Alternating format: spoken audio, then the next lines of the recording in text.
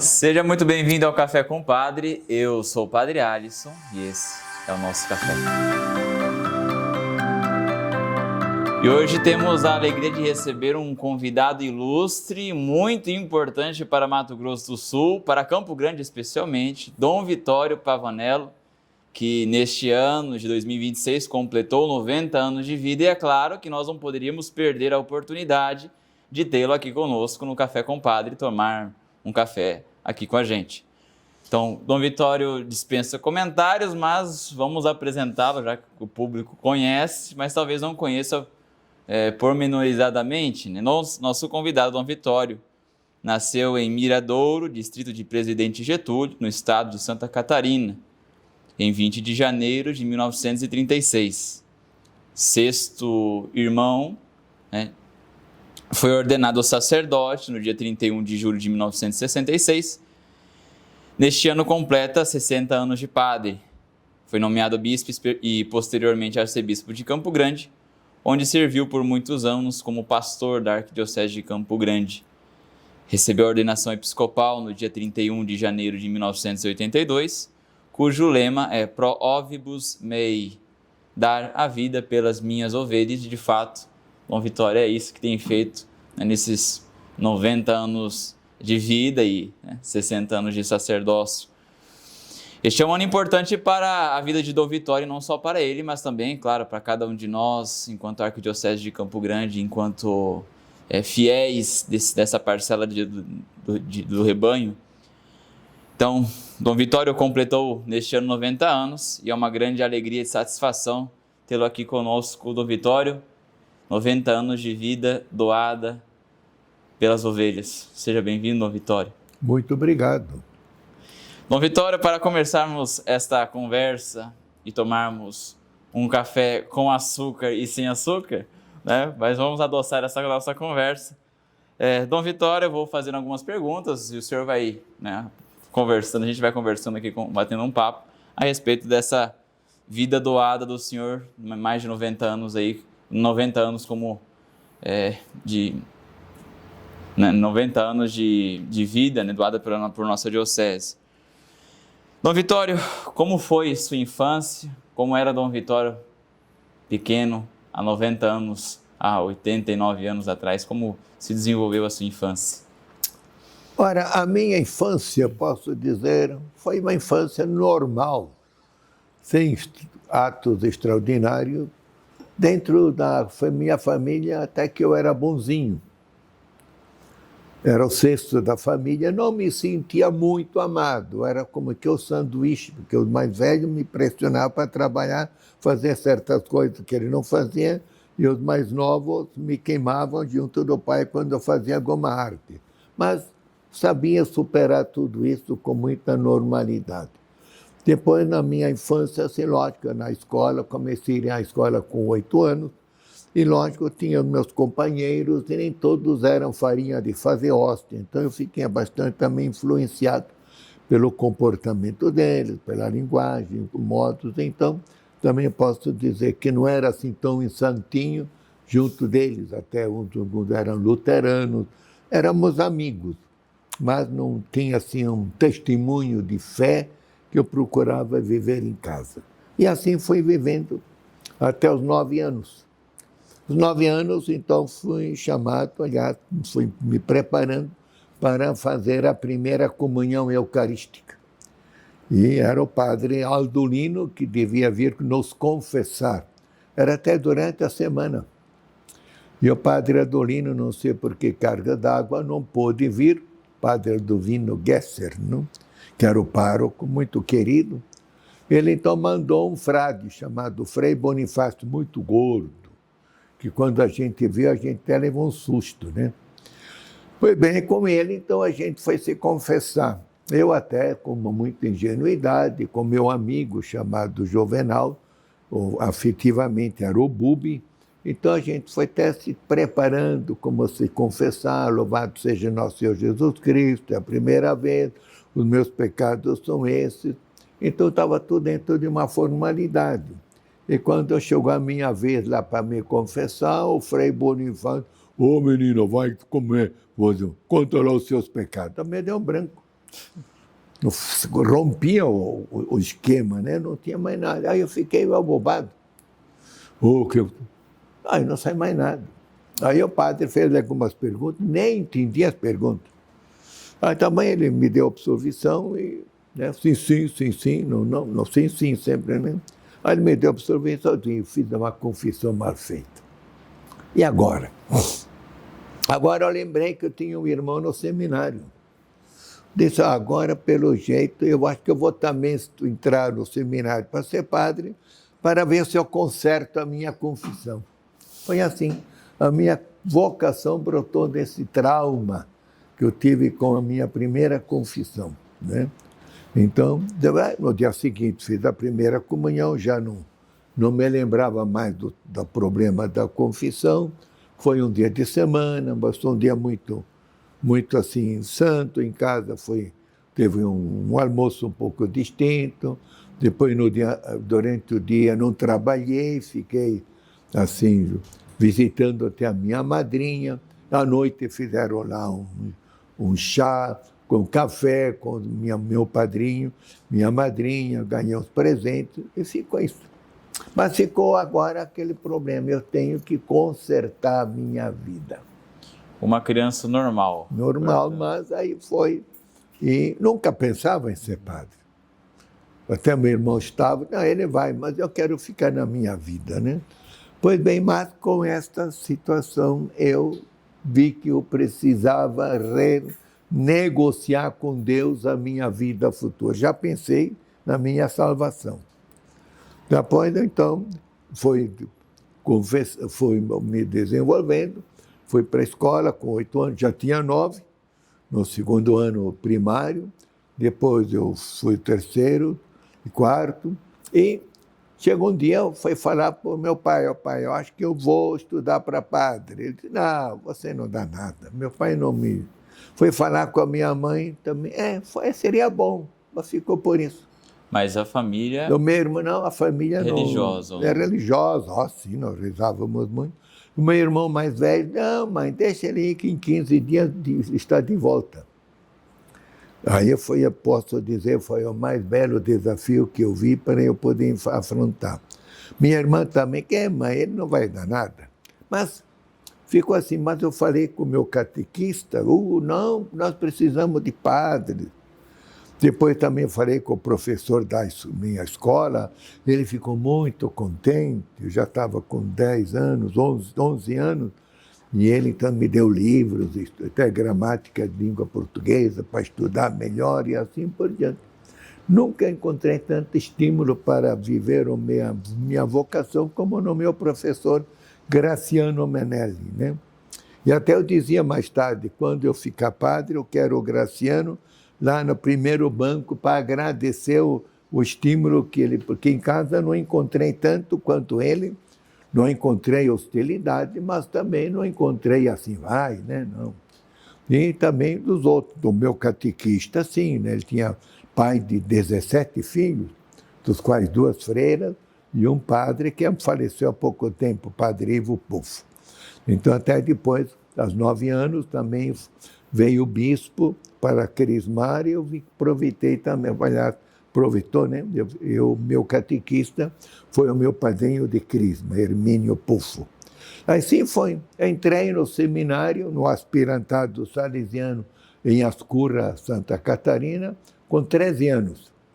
Dia 23 de fevereiro, era um sábado. E o senhor, no colégio, já internado dentro do seminário? Sim, já entrei, era um sábado, fui lá, fui recebido por um padre, já me matriculou, assim para dizer, foi me dando uns conselhos, chegou depois um seminarista maior, me levou para o dormitório para arrumar a cama e tudo isso, desci para tomar o lanche e assim comecei. Gostei.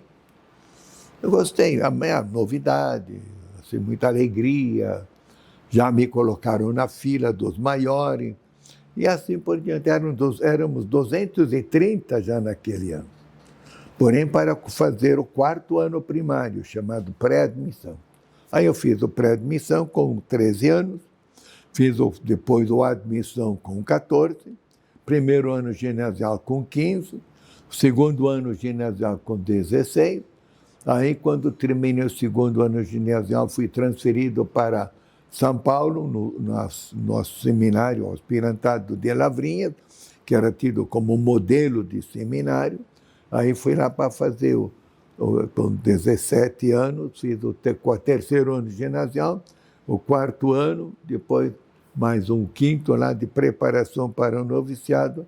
Com 20 anos, no dia do meu aniversário, entrava no noviciado.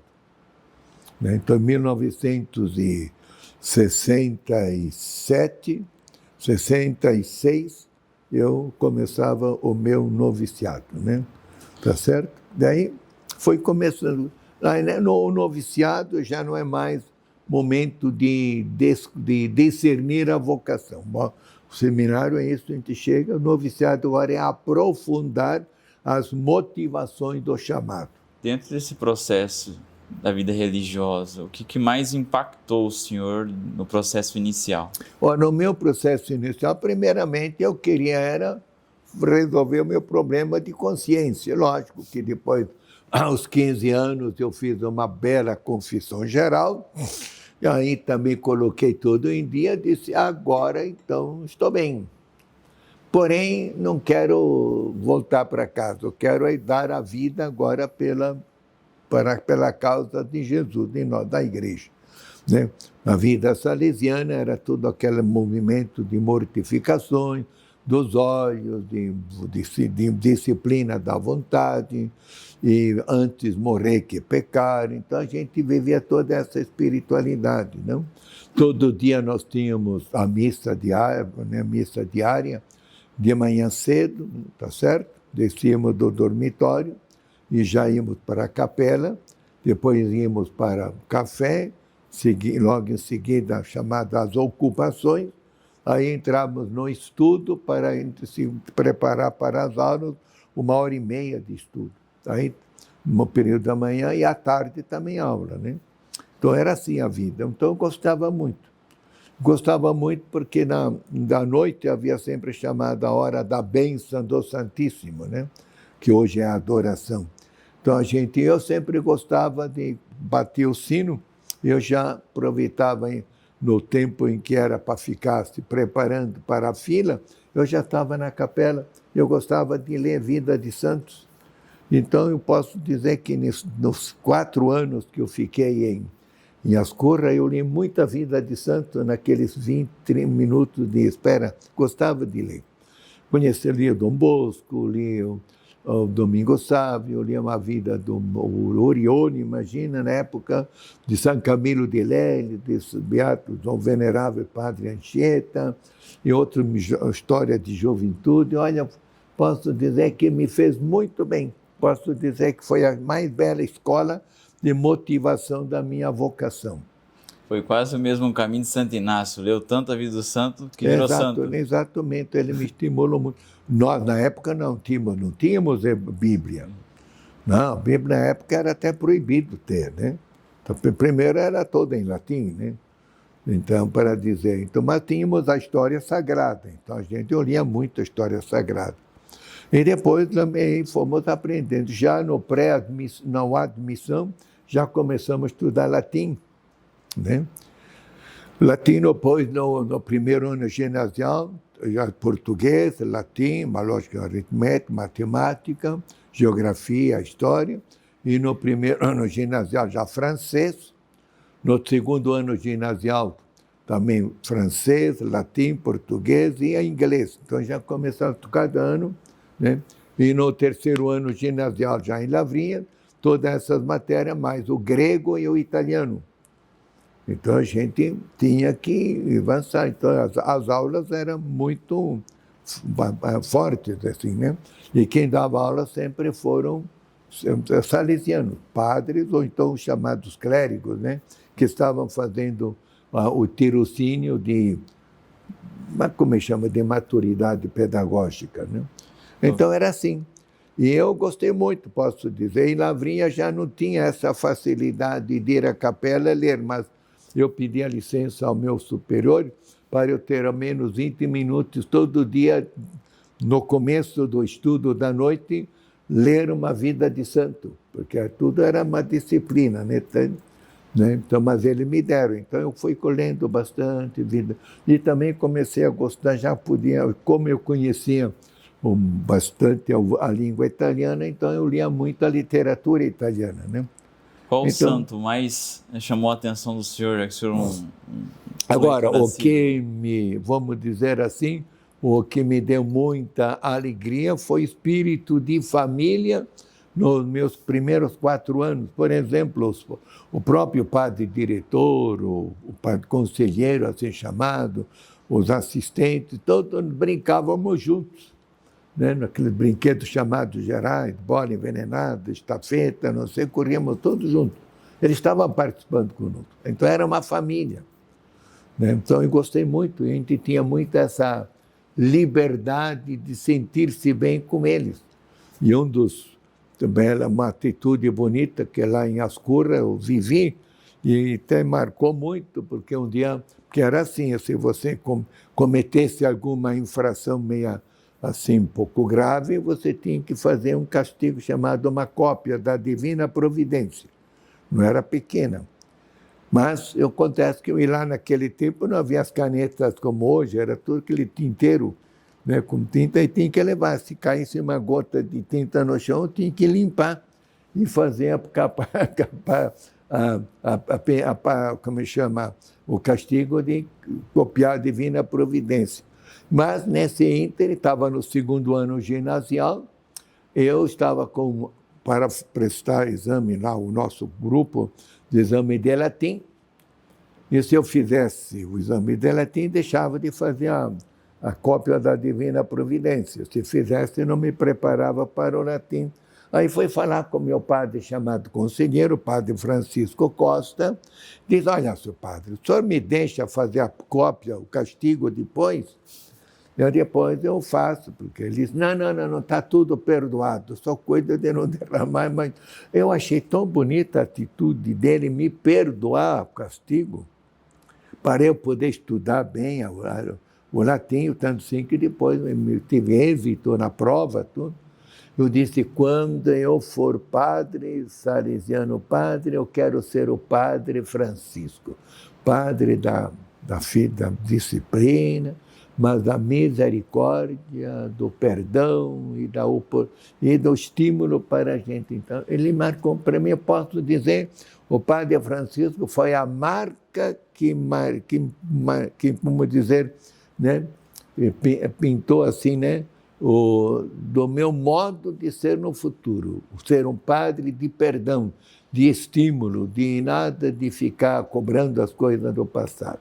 Então, Vitório, Então, quantos religiosos moravam com o senhor? 200 e algo? Nós éramos 230 aspirantes, né? Do 4º ano primário até o 3º ano de ginasial. Na percepção do senhor, o que aconteceu que houve de lá para cá uma queda exacerbante nas vocações religiosas como um todo?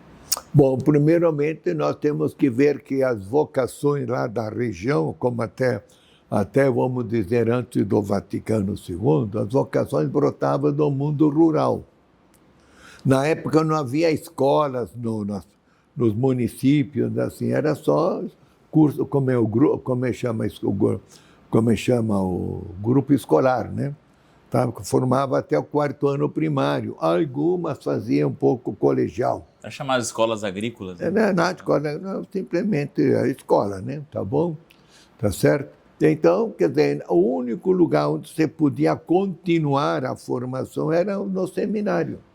E aí, no seminário, muita gente entrava, lógico, para querer ser padre, mas o intuito era para ter uma formação mais humanística para não ter que trabalhar na roça, porque a cultura assim, rural era também um complexo de inferioridade para o povo, né? Ser homem da roça era sempre um homem atrasado.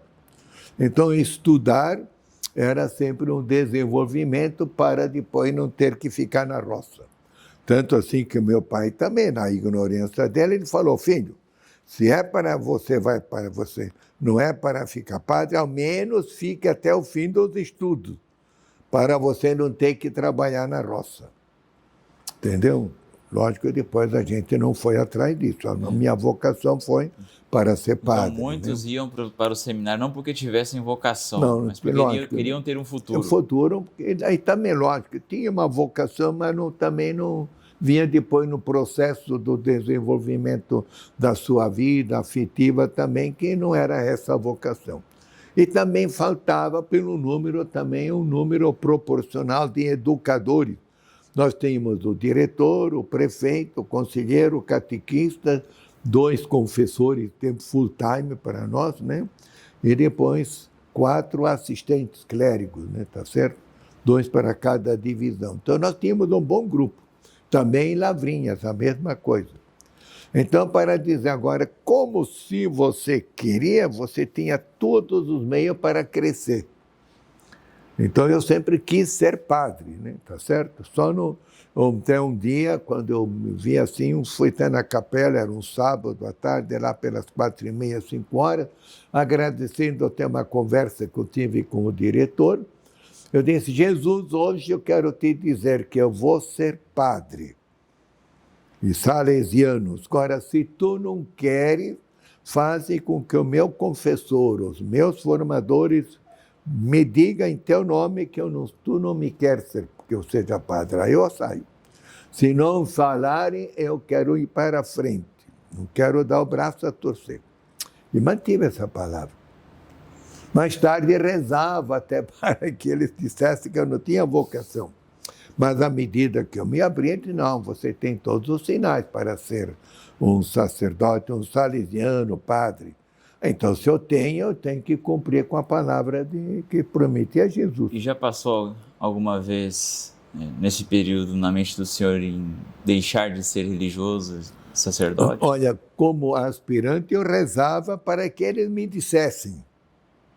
Até quando era para entrar no noviciado, eu tive uma crise muito forte de otite. E o médico, antes de eu entrar no noviciado, recomendou aos formadores que eu fizesse um exame sério de ouvido, de garganta.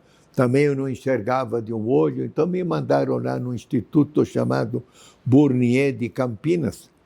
E lá o homem dos olhos disse, não, você não enxerga de olho, mas o outro não tem problema.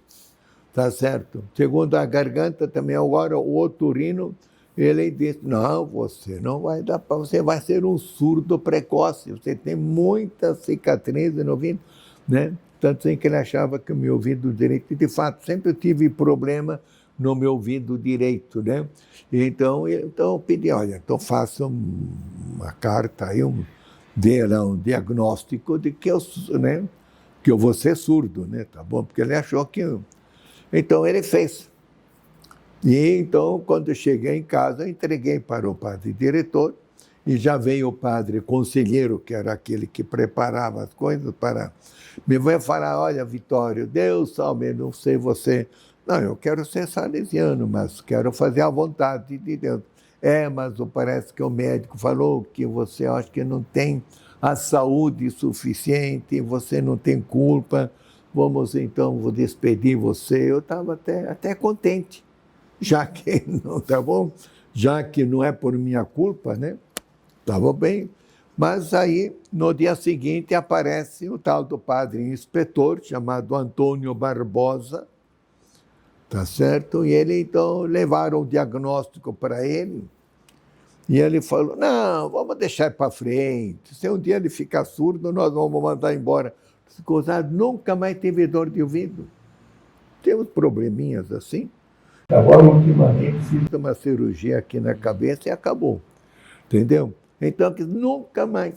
Então, o padre Barbosa, que até quando era aspirante em Lavrinha, no 2º ano, com 16 anos, foi pregar o retiro para nós. Eu fiz até outra confissão geral com ele, tudo. Eu levei um calhamaço assim de pecado. E ele disse, vai para frente, que Deus, né? Tá bom, acreditei. Né? Então, depois agora, ele também disse, não, vai para frente, vamos ver. Né? Mais tarde, aí eu fui para o noviciado, Fiz os primeiros votos na mão dele, porque ele era o superior provincial, o inspetor a chamado. E até ele me disse, depois que eu fiz a profissão, éramos não sei quantos, lá havia 23, se não era, ou 18. Espero você para os votos perpétuos, né? Que a gente tinha que fazer antes do período. Primeiro por 3 anos, depois outra vez por mais 3 anos e depois de 6 anos um voto perpétuo. Acontece que depois do primeiro ano de que fiz os votos, ele foi nomeado bispo para Campo Grande, do Antônio Barbosa, né?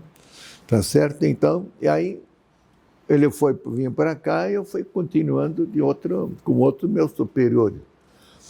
Fiz o noviciado, fui para a filosofia lá em Lorena, 3 anos, ao mesmo tempo que fazia filosofia, também fazia o curso de línguas anglo-germânicas, porque a gente no tirocínio tem que ser professor, né? Também, então me formei por português, em latim e também em inglês, né? De inglês assumi um pouco, não consegui desenvolver a língua, mas também tive que estudar alemão também, né? E grego, não é certo? Então, foi depois que eu terminei a filosofia, me mandaram para o aspirantado de Lavrinha fazer esse estágio prático de 3 anos. Passados os 3 anos, então, já tinha que fazer os votos perpétuos. Aí eu entrei numa certa crise, vou ou não vou? Que agora é por toda a vida. Fui me aconselhar com o meu confessor, ele disse, não, vai, tá bom, então fui. Fiz os votos perpétuos, e eu, aquele dia que eu fiz os votos, eu senti assim como que um paraquedista que se joga e o paraquedas vai caindo. Uma paz inteira. Olha, me lembro muito bem como foi bonito, né? Porque nesse dia, Senhor, agora eu sou todo teu por toda a vida. Senti uma paz interior bonita. E depois de 1 mês e pouco, então fui para o Instituto de Teologia, em São Paulo, Pio XI, e lá fiquei 4 anos formando, né? E neste período, a presença de Nossa Senhora e de São João Bosco na vida do senhor? Ora, no noviciado eu sentia uma crise muito grande de angústia, de incerteza. Será que Deus está me chamando mesmo? E então eu rezava, Senhor, fala que eu... Né? Mas aí eu aprendi que Deus nunca fala para nós. Ele quer que nós acreditemos no mediador. Os jovens têm que perceber que Deus nunca fala diretamente para nós. E sempre nós queremos, na fé, a exemplo de Paulo, que em Damasco ele se entregou a Deus, a Jesus. O que tu queres que eu faça? E Jesus disse, vai a Damasco, lá eles vão te dizer o que tu deves fazer. Então é assim, Deus nunca fala diretamente para nós. Ele nos ilumina, mas a certeza vem da igreja através de alguém que ele fala por nós. Então, em geral, sempre é o diretor espiritual, um confessor, um bom conselheiro que nos conhece e vai nos ajudando a crescer na espiritualidade e em todas as demais dimensões para podermos ser uma pessoa segundo a estatura de Cristo. Então, foi lá. Agora, depois, na teologia, eu também novamente entrei numa crise. Assim, também de ansiedade, de tudo, porém, com boa orientação de alguns salesianos, de padre, até de um padre lá que me acompanhou, eu superei, né? Também, então, fui para frente. Eu não sei, fui vítima um pouco de um escrúpulo, né? Tá certo? O escrúpulo é sempre uma depressão de fruto de orgulho, não quer de humildade, né? Tá certo? Você já passou por isso, não sei, talvez você saiba. Isso serve para amadurecer muito a nossa vida. Daí eu fui para a teologia, até que fui bem. Porém, eu posso dizer, eu nunca me destaquei como uma águia nos estudos. Sempre não digo que foi dos medíocres, mas também nunca foi dos importantes. Vamos dizer, da média para cima, né? Nunca foi um homem de boa reflexão, não sei, eu fazia o que eu podia, né? Tanto assim que quando eu fui fazer o exame no fim de universo, eu não passei, tive que me submeter a um exame da diocese, da arquidiocese de Campo Grande, eu mais um outro grupo, e não fomos lá tão bem. Tanto assim que não. Eu nem fiz o exame chamado de Universa, que você fez, né? No meu tempo, eu terminei o curso de teologia e aí tá bom. Ainda não tínhamos uma formação pré-acadêmica, né? Era simplesmente teologia. Na metade do quarto ano, nós tivemos a graça de ser ordenados padres. Por isso que no dia 31 de julho, no fim das nossas pequenas férias de 15 dias, fomos ordenados padres, tivemos mais uma semana de férias e depois entramos na vida ordinária da formação. Eu terminei a minha formação, vamos dizer, teológica, no dia 8 de dezembro de 1966. Daí eu parti para a minha terra, Santa Catarina, lá em Presidente Getúlio, em Mirador, para celebrar as minhas primícias, assim chamado. Celebrando as primícias, voltei para São Paulo em janeiro, aí me coloquei à disposição do superior para ele me dar um destino de trabalho, de missão, para eu começar a cumprir como padre. Como padre, então, eu achava que ele ia me mandar novamente para trabalhar no aspirantado, no seminário menor. Mas o meu padre, inspetor da época, que era um italiano, mas que foi formado na Espanha, depois tinha sido superior no Paraguai, não sei por que cargas d'água, ele não via sinais de padre em mim. Não via. E até conversando lá... Isso o senhor já estava ordenado? Já ordenado. Até ele chegou e disse, você vai trabalhar no Liceu Nossa Senhora Auxiliadora em Campinas, vai trabalhar nisso. Tá bom. Eu, muito obediente, estava até escrevendo uma carta aos meus pais, dizendo, o meu endereço é esse, qualquer coisa é lá. Né? Na época não havia nada de celular, mal o telefone, né? Tá certo? Então, mas ele tinha terminado de escrever a carta, estava lá no escritório. Chega o padre e diz, não, você não vai mais para Campinas, você vai ficar aqui chamado Liceu Coração de Jesus, vai ficar encarregado do oratório festivo, do semi-internato, cuidar do período vespertino do ginásio, né? E depois da noite ainda poder dar aula de ensino religioso para o colégio. Também deu trabalho, porque ele foi falar com o padre diretor, disse, esse padre Pavanello não vai dar nada. Mas antes de que ele vá embora, ele vai ter que pagar o feijão que comeu. Aí o padre, que era um padre baixinho, eu não sabia nada disso, vim saber mais tarde.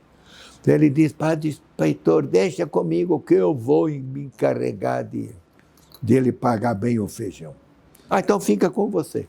Aí foi assim. E eu, na inocência, eu me dedei. Tá bom? E o padre inspetor morava conosco. Mas ele me viu, eu sempre tive consciência de que eu tinha que ser um salesiano, padre, de servir coerentemente a minha vocação. Levantava cedo, 5h30, ia logo para a capela, fazia meu tempo de meditação. Lá também havia um padre, cada semana eu me confessava. Depois eu ia celebrar a missa na igreja, no santuário. Terminado, tomava rapidamente café e entrava no contexto. Ia cuidar dos alunos. Era a minha vida assim. E o padre estava lá. E ele me via, né? No fundo, depois de um tempo, ele me chamou e perguntou se eu já tinha feito o exame de confissão. Disse, não, eu não fiz nada ainda, não me chamaram. Então, não, começa a confessar. Então, me lembro, foi numa época, no meio de junho, atendi a primeira confissão lá numa missa campal, e daí em diante me tornei também confessor. E ele foi vendo como eu me comportava. Mas ele sempre estava com o pé para trás. Não sei o que houve, né? Mais tarde ele se convenceu. O padre encarregado de cuidar do senhor, isso? E o padre baixinho lá. Baixinho. Até ele ficou um ano lá, porque depois ele fez lá não sei o quê, e o padre inspetor me chamou, mas como é que vocês fazem? Deixa os alunos fazerem uma greve, lá, os mais crescidos da noite. Diz, não sei, o padre fez isso, mas isso não pode ser feito, vocês têm... Bom, padre, ele que é o superior. Até eu falei, escuta aqui, se fosse eu a fazer isso, o que o senhor faria? Eu te mandava embora. Mas ele fez, e nós? E eu era do conselho, mas o padre novo, quem sou eu para dar palpite? Mas são os padres que você me coloca na frente. Tá? Aí ele chegou à decisão. Não, eu vou tirar o padre. Ele tirou. Mas eu também nunca quis. Aí pôs um outro padre, muito amigo meu, que me deu mais trabalho ainda. Mas eu dei conta, com toda a mão. Assim, porque a minha convicção era, eu tenho que ser padre para... O meu lema de padre era dar a vida, salvar a padre para salvar as almas, né? Tá bom? Então, tinha que salvar. Então, me dedicava ao trabalho de dia, no domingo cuidava do oratório, sobrando tempo, depois ficava a atender confissão e ler e estudar, né? Fazer curso também, tá bom? Isso aqui, quando toca, é porque eu tenho que tomar um copo d'água. Se alguém trouxer... Aqui, ó. Está aqui, doutor. Tá aí já, né? Tá bom. Tá bom.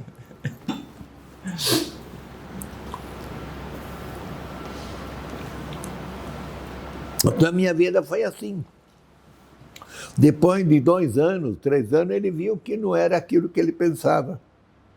Aí ele me quis fazer diretor lá de uma comunidade, aí o conselho que ele tinha disse, não, ele ainda é muito jovem para... Né? Eles tinham que te provar, então. Ele quis me provar, ele viu que... Aí ele quis me fazer diretor, e o pai do mulher me falou, graças a Deus, nunca vim aqui para ocupar cargos. Mas depois de um certo tempo, mais 1 ano ele esperou, faltava um diretor lá no próprio colégio, né? Ele disse, agora tu vai ser diretor aqui. Até foi assim uma reação bastante negativa na província, né? Na inspetoria. Eu me coloquei lá e fui fazendo, olha, dei uma visão lá, me assessorei com um bom grupo de irmãos salesianos e também de pais, né? E fizemos uma reforma de todo o sistema educativo, também atualizaram, mudamos os professores e tudo, entramos no projeto da reforma educativa do governo, e olha, o colégio que estava caindo todo ano, quando eu entrei já como diretor, 1º ano ainda foi baixo, no 2º ficou estável, no 3º já começou a crescer, no 4º já tínhamos bastante alunos, e aí então devia terminar, e para ir estudar na Europa. E um padre lá, o econômico, disse, olha, aqui o conselho achou por bem que você deveria repetir mais um triênio aqui, então você fica, não é porque você é bom, para não me deixar, né, orgulhoso. Não, eu falei, não, estou aqui à disposição. Eu gostaria que me mandasse estudar na Europa, mas me mandaram. Aí, no 3º ano, no 4º ano, continuei. No 5º ano, na metade do ano, o diretor do aspirantado de Lavrinhas, que era um tal chamado padre Bonifácio Piccinini, foi nomeado arcebispo coadjutor de Cuiabá, não sei se você ouviu falar do Dom Bonifácio, que depois ficou emérito, faleceu há 2, 3 anos atrás. Né? Aí faltou o diretor lá, o padre inspetor me chama e disse, olha, eu quero que você me oriente um padre para estar lá no lugar do padre Bonifácio. Eu sugeri esse não dá, e esse aqui também não dá, e esse também não dá, não sei. Bom, então, não sei, então você vai. O senhor já chegou a ter experiência de paróquia? Nunca. Sempre foi no diretor do colégio? Sempre colégio, diretor, administração, assim. Ajudava na paróquia, eu sempre tinha o título de vigário paroquial, mas para celebrar, batizar, crismar não, só batizar, né? E qual foi a experiência mais bonita do senhor enquanto Padre Vitório? Ora, enquanto Padre Vitório, primeiramente eu gostei muito de trabalhar com jovens. Né? Segundo a experiência que eu aprendi lá no liceu e também depois, em outro momento, sempre tive uma paixão. Eu gostei de Dom Bosco. Dom Bosco tinha 3 paixões. E eu quis assimilar essas paixões. Primeira paixão pelo jovem. O salesiano é o homem que está no meio dos jovens. Né? A missão dele está no jovem. Entre vocês eu me sinto bem. Segunda paixão de Dom Bosco, a pastoral vocacional. E Dom Bosco não era um proselitista, de querer só para ele. Não. Dom Bosco tinha assim, o discernimento vocacional. Tanto assim que em 1883, 5 anos antes de ele morrer, ele fez um levantamento e viu que dos seus alunos, dos seus colégios, 2.300 jovens se tornaram padres diocesanos. Fora os que se tornaram religiosos, jesuítas, capuchinhos, de outras congregações, né? Então, e os salesianos eram talvez 500. E Dom Bosco procurava aqueles que tinham carisma para trabalhar com os jovens, na criatividade, de escolas profissionais, e também já numa dimensão missionária, né? Tá bom? Então, terceira paixão de Dom Bosco era a missão. Já ele mesmo queria ir 2 vezes, ele pediu ao seu confessor para ir às missões, mas o confessor, não, você não é, prepare missionário, mas você fica. Então ele mandou. Ano passado, nós celebramos 150 anos da primeira expedição missionária que veio para a Argentina, né? E depois de lá, do Uruguai, veio para o Brasil, para dizer. Então eu também achei que eu devia ser uma pessoa, como salesiano, trabalhar muito com o jovem, mas na dimensão vocacional, rezar. E até toda quinta, quando eu era diretor, toda quinta-feira, depois dos meninos terem todo nas aulas, né, no intervalo, reunia meus salesianos todos, padres, para celebrar a missa pelas vocações da igreja. Sempre, toda quinta-feira. Né? Além de trabalhar. Nós, que na época fazíamos assim, tinha um grande pátio, nós reuníamos os meninos de acordo com o período de manhã cedo, os grandes, né, lá no pátio, e depois os da tarde e depois da noite. E eu também eu sempre procurava rezar pelas vocações e falava uma palavra. Eu gostava muito de um hino que parece incrível, mas ele impactava o coração, né?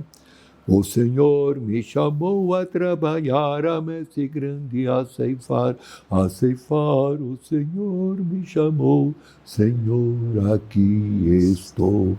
E de tanto cantar, então, toda semana, mesmo umas 2 vezes na oração, né, porque tinha o livrinho de oração, né, eu cantava. E olha, saíram meninos, todo ano havia gente que ia para o seminário, salesianos, alguns são salesianos, desses até tem um arcebispo, né, outros ficaram até superiores, assim por diante.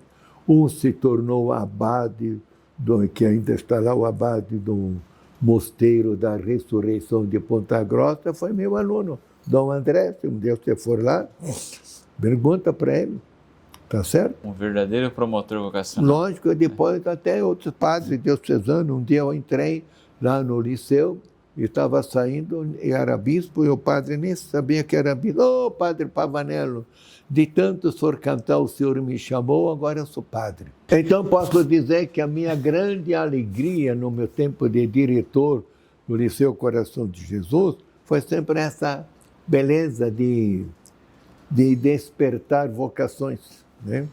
Padres, hoje tenho vários, né? O padre Carlos Henrique Botura foi dos alunos lá, que um dia ele diz assim, seu padre diretor, eu quero ser seu dirigido espiritual. Tá bem, então vamos trabalhar. Isso aí ele começou até como salesiano, e depois passou quando o bispo, eu quero estar com você, venha para cá. O padre Vitório, então, fez muito bem o seu trabalho dentro do colégio, como promotor vocacional, um grande missionário. Então, eu queria dizer, ou para mim, inclusive você, para mim, um padre bom, zeloso, diocesano, como religioso, ele não é padre pastor, você não sabe buscar e cultivar um jeito de despertar nos nossos jovens de paróquia o questionamento vocacional. E tocar e não ter medo. O que é que Deus quer de você? E hoje nós podemos dizer que Deus está precisando mais do que no meu tempo para ser padre. E os jovens são chamados, só que não são treinados à generosidade. Então nós temos que fazer um processo de acompanhamento. Saber a linguagem dele, tocar porque nós, o maior pecado que o homem comete hoje não é pecado de fazer coisa errada. Deus é tão banana que meu Deus, tinha pena de mim, ele já perdoa. Mas o pecado de omissão é aquilo do qual a gente não pede perdão. E é esse que é o pecado. Eu fico pensando quanto bem eu teria deixado de fazer se não tivesse tido a coragem de assumir esse desafio de padre, porque a gente nunca sabe o que vem na frente. Então o padre tem que ter esse agora, ele tem que também possuir lá dentro essa alegria de ser pertença a Deus.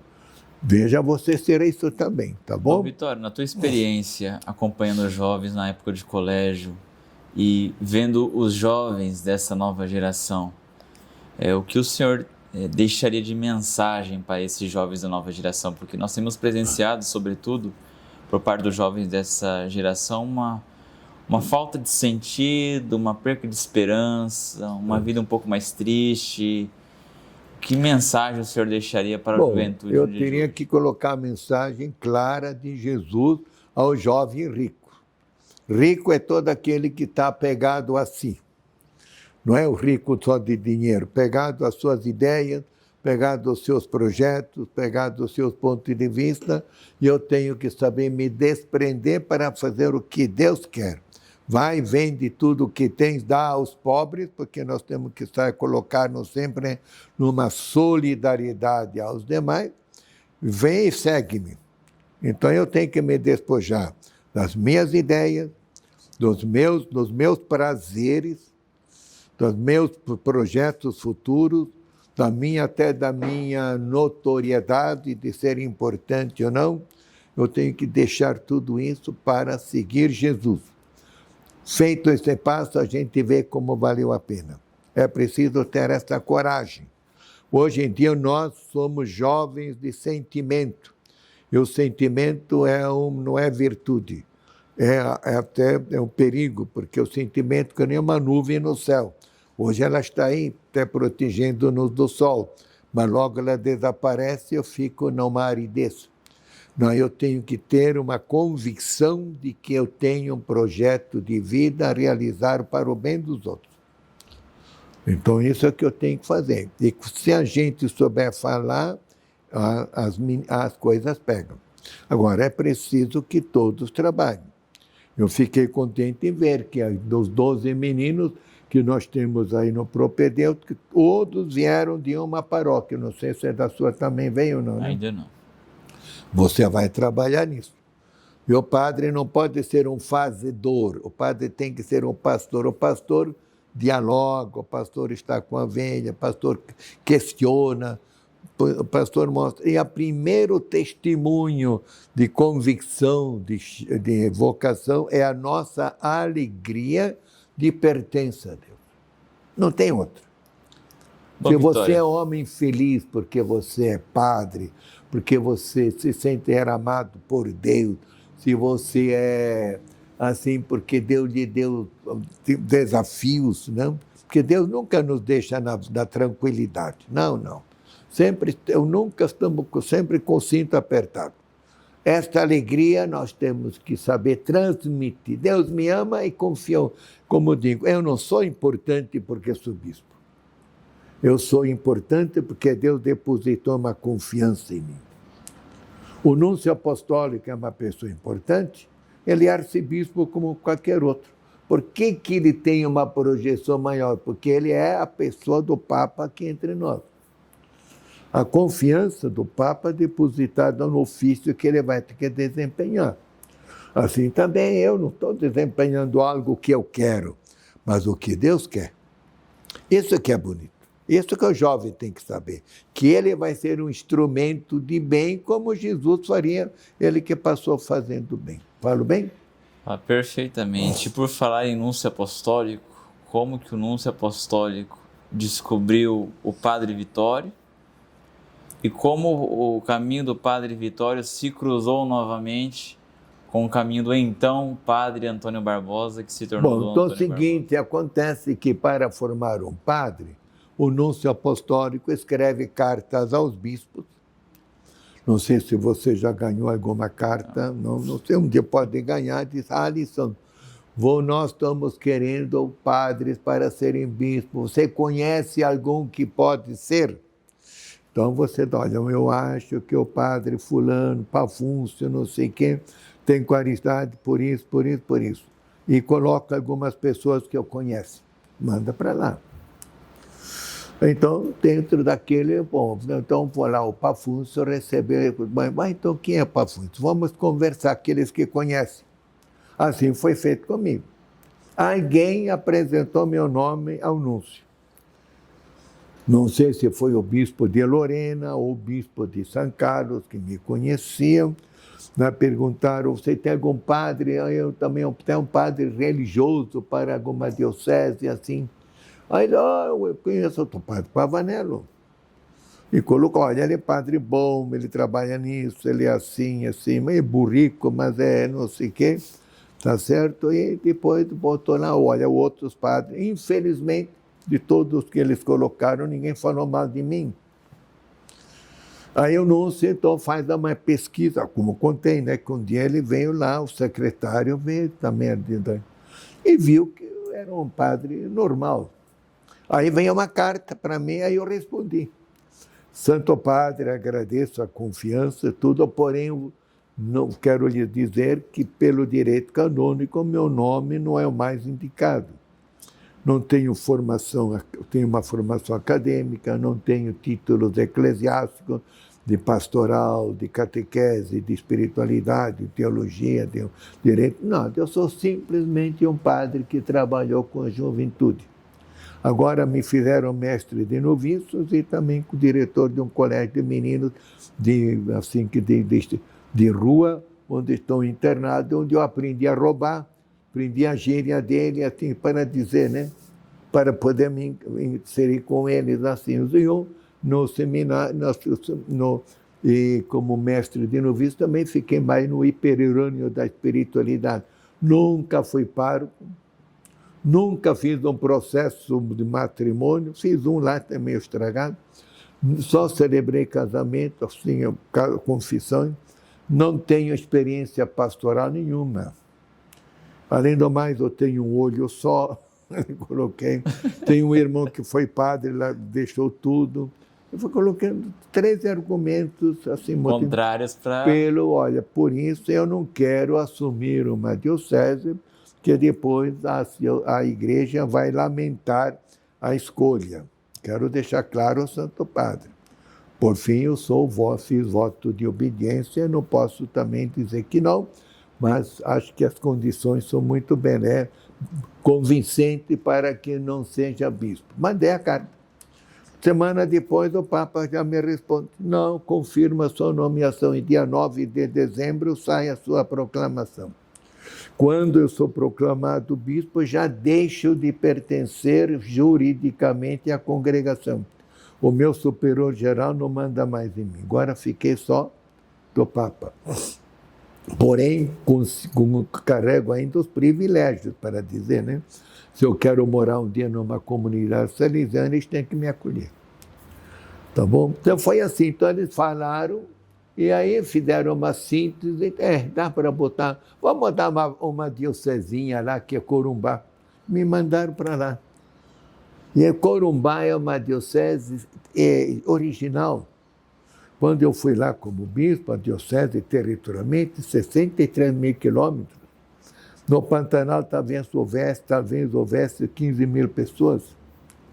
E fora o resto, tudo concentrado em Ladário, 7, 8 mil, e o resto, 100 e pouco, 110 mil em Corumbá.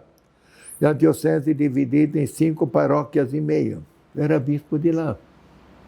O bispo foi lá. Primeiro bispo que foi dividida, né?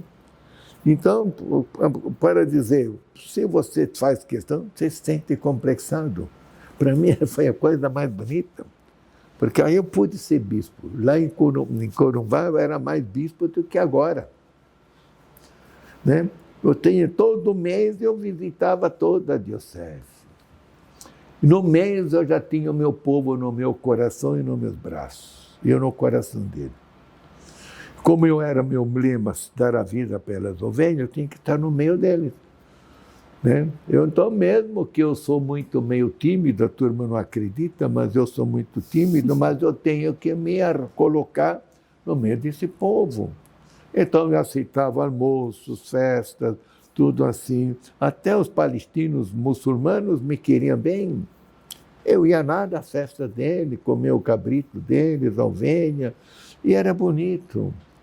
Entendeu? E tem lá, e com isso, como éramos 5 paróquias e meia, se tinha 11 padres, proporcionalmente tinha mais padres do que Campo Grande.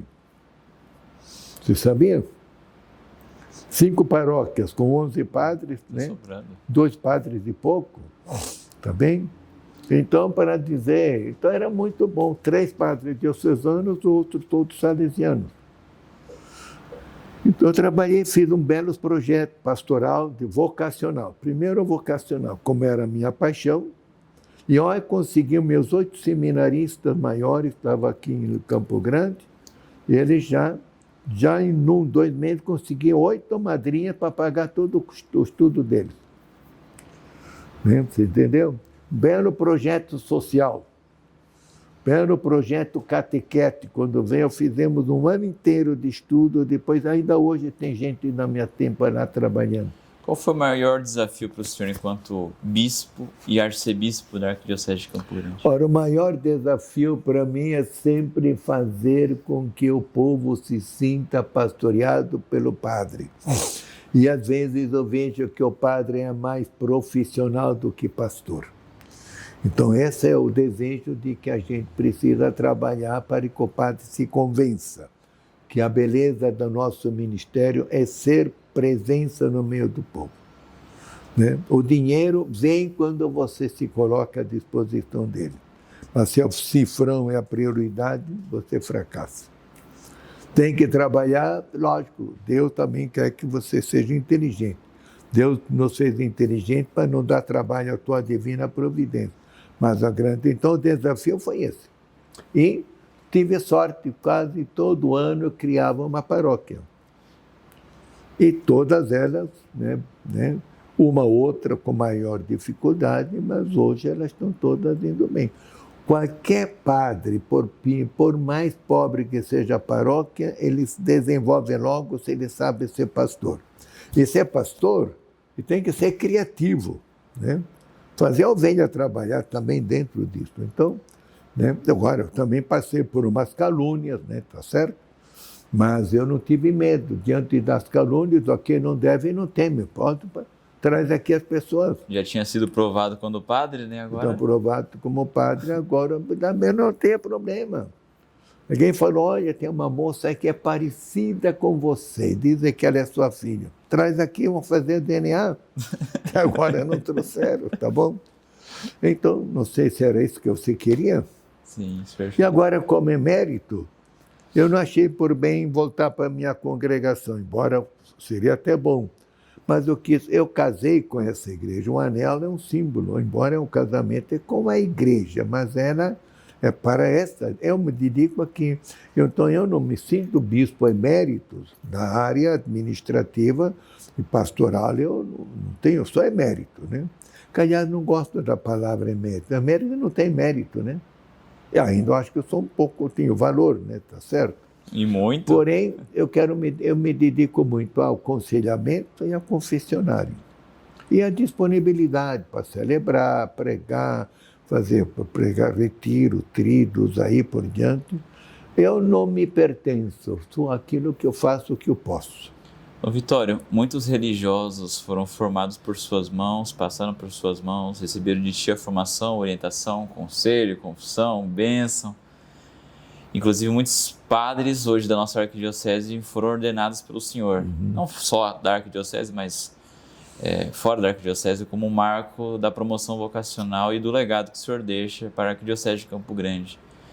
Que mensagem o senhor deixaria para os religiosos, mas de maneira especial para os padres da nossa arquidiocese e também para os seminaristas? Queria lembrar os meus irmãos religiosos, consagrados pelos votos capuchinhos, franciscanos, deunianos oriunitas, salesianos e assim por diante. Nós temos que ter consciência de que nós temos o carisma do fundador. A missão primeira é aquela pela qual o Espírito Santo suscitou o fundador. Um amor, no caso salesiano, aos jovens. Aos franciscanos, o testemunho de pobreza e levar a mensagem do Evangelho no estilo de São Francisco. Uma grande dimensão missionária de alegria. O São Francisco se caracterizou pela alegria evangélica. Não podemos ser, então, os capuchinhos, franciscanos, conventuais, têm que transmitir uma alegria que outros não sabem viver. Assim, as irmãs, todos nós temos aquele carisma específico pelo qual nós revelamos Jesus no meio do povo, que o povo precisa sentir e viver. E nós, salesianos, somos pastores enviados para evangelizar o nosso povo. Daí nós temos que colocar, como diz o Papa Francisco, primeirar, né, a nossa missão de presença animadora no meio da comunidade. Construir, ir para o banco, administrar, isso é coisa que os leigos podem fazer. Então, cabe o pároco saber escolher uma boa equipe para que ele faça, como era a sua responsabilidade, mas ele tem que ter a prioridade, estar com as ovelhas, falar às ovelhas, preparar-se para as ovelhas, rezar com as ovelhas, chorar com elas e assim por diante. Essa é a beleza de um padre diocesano. Assim ele atrai o povo para uma vida mais santa, mais evangélica, mais missionária. É isso que eu desejo ao padre e a começar por mim. Bom, Vitória, essa pergunta que eu farei ao senhor pode parecer um pouco banal, mas na verdade não é, no meu ponto de vista. Se o senhor pudesse mudar algo nas pessoas, ou até mesmo no mundo, o que o senhor mudaria? Eu diria que o bem-estar é o maior inimigo da fé. À medida em que o bem-estar cresce, a fé decresce. Então eu tenho que saber administrar, vamos dizer, o bem-estar, o crescimento da minha vida de dignidade, mas sem perder a beleza, a grandeza da minha fé, que é sempre uma fé de compromisso. A fé não é um sentir, a fé não é só meramente admitir, a fé é um seguir Jesus. E nos passos de Jesus eu tenho que saber desprender-me de muita coisa que impede a chegada final da caminhada. Outra pergunta. Como perseverar quando a vida parece não fazer mais sentido? Primeiramente, a frase muito bonita já lá do Gênesis de Abraão, esperou contra toda a esperança. Nós nunca falhamos se nós acreditamos na presença, na ação de Jesus. Não temos o direito de ver os frutos daquilo que nós construímos ou semeamos. Isso por conta da divina providência. Se não fosse assim, Charles de Foucault teria sido o maior fracassado. Ele tentou fazer tudo para que o projeto dele, né, se desenvolvesse e morreu sem ver ninguém na sua sequela. E hoje, os irmãozinhos de Jesus, podemos dizer, dominam e impactam a sociedade com o seu estilo de vida de pobreza, de simplicidade, de desprendimento, de silêncio, de contemplação. Ele acreditou. E conheço pessoas que também não viram fruto da sua vida, mas a coisa aconteceu depois. Se um dia você puder ler a biografia da beata Elizabeth Lezer, uma mulher culta, que se casou com um ateu, que lhe prometeu que respeitaria a sua fé, mas que depois de um certo tempo, vendo o testemunho, a serenidade, a beleza, a cultura dela, a mulher, ele começou a questionar a sua fé e ela então tentando converter o marido e ela morreu sem ver a conversão do marido. Ela pediu, converte-te, aceita na fé. E disse, não, ela morreu sem ver o marido convertido. Mas depois que ela morreu, ela foi fazer um inventário e encontrou numa gaveta o diário espiritual dela e começou a ler, disse, barbaridade, que mulher que eu tinha e eu não sabia. Aí se converteu. Né? Como eles não tinham filhos, né? Ele se converteu, se fez dominicano, padre, e com a licença superior escreveu a biografia dela e publicou o Diário Espiritual. Fantástica! E uma frase dela, bonita, a alma que se eleva o mundo. É aquela da alavanca espiritual. E por falar em frase, o senhor pode dizer uma frase que resuma o coração do Bispo Vitório e a vida? Ora, o Bispo Vitório, ele sabe que ainda tem muita coisa para ele crescer na espiritualidade. Mas sempre quando rezo o Pai Nosso, seja feita a vossa vontade. Vitório, o que é que tu precisas fazer ainda mais? Mergulhar ainda mais na misericórdia, na ternura, na compaixão de Jesus. Porque quanto mais eu me identificar com Ele, mais eu posso revelá-lo. Esse é o Vitório que ele tem que ser. Penúltima pergunta, dessas últimas muitas perguntas, Dom Vitório, uma mensagem para o nosso arcebispo Dom Dimas. O Dom Dimas, seja sempre aquele bom pai. O senhor tem uma característica de uma paciência de Jó. O senhor é muito mais humilde, mais magnânimo, mais misericordioso do que eu. Há certa atitude de certos padres que eu daria lá um castigo nele e o senhor engole tudo. Eu sei que o senhor sofre. O senhor já está com o cabelo branco por certas atitudes que não lhe são do seu agrado, mas o senhor a suporta com amor. O senhor não chora para ninguém, talvez chore para alguém que precisa, né? E olha isso que eu preciso, que o senhor continue a serenidade. Ser sereno é uma beleza de conquistar. Talvez se eu puder, assim, dar mais espaço aos padres, sentir-se dentro do seu coração. Isto que eu lhe peço, e o senhor abra-se mais ainda, o senhor vai ser ainda mais feliz. Amém. Última, deixa uma mensagem para aqueles que estão nos assistindo nesse Café com o Padre. Pois bem, para vocês que estão aqui, vocês vejam como é o Dom Vitório. Se alguma coisa é boa, louvemos a Deus. Se alguma coisa não é boa, me ajude a ser melhor. Se eu não tenho um amigo que me corrige-o como inimigo. Então, por isso que a melhor maneira, o melhor amigo que você vai encontrar na sua vida é ter um amigo que te corrige, porque você nunca é perfeito. E agradeço porque ninguém nos corrige para sermos humilhados, mas para sermos sempre mais instrumento de bem para o bem dos outros. Eu penso que todos nós precisamos perguntar o que é que Deus quer de mim. Uma coisa é certa, que Deus nunca quer de mim coisas fáceis, mas fascinantes.